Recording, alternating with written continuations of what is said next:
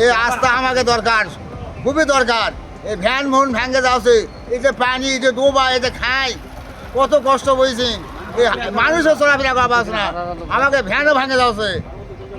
কি জঞ্জালের মধ্যে খুঁজি বুঝিছে, কি কষ্ট পাওয়া আমাকে রে। বাজার থেকে মেন রোড থেকে পণ্য বাজারের রাস্তাটা বহুত দিন যাবৎ কষ্টভোগ মানুষ করতেছে, হাঁটা চলাচল করা যাচ্ছে না এবং মালামাল আমাদের কৃষক, সাধারণ কৃষক এই বাজারে যে বিক্রি করবে, সেই মালটা যে গাড়িতে করে নিয়ে যাবে, এ নিয়ে যাওয়ার মতো কোনো লোক নাই, গাড়ি করে আসতেছে না। মাল মাত্রা আমরা আলু ধান এগুলা বিক্রি করব, সে দামও আমরা ন্যায্য মূল্য পাচ্ছি না রাস্তার কারণে। আর সেই রাস্তাটা এই যে খুঁটি পুঁতে থুয়ে করছে আমার রাস্তার জায়গা এটুক, ওই করছে এটুক। এখন এই রাস্তাটা আমরা দেখতেছি নতুন রাস্তা না, 30 বছর পর্যন্ত এই খুঁটি ছিল না।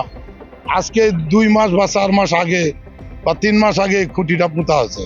তাহলে সে দখলদাররা এতদিন এই রাস্তাটা ছাড়ে দিয়ে থুয়ে এখন না সে খুঁটি পুঁতে করছে আমার জায়গা এইখানে, ওর জায়গা এইখানে। জায়গা যার যেটাই হোক, আমাদের ওটা দখল নাই।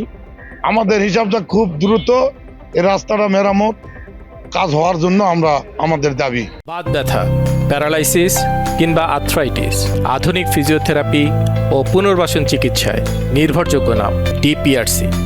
কালাই উপজেলা ঐতিহ্যবাহী পুনুট হাট, এই রাস্তার জন্য আমরা এই অবরোধ করেছি।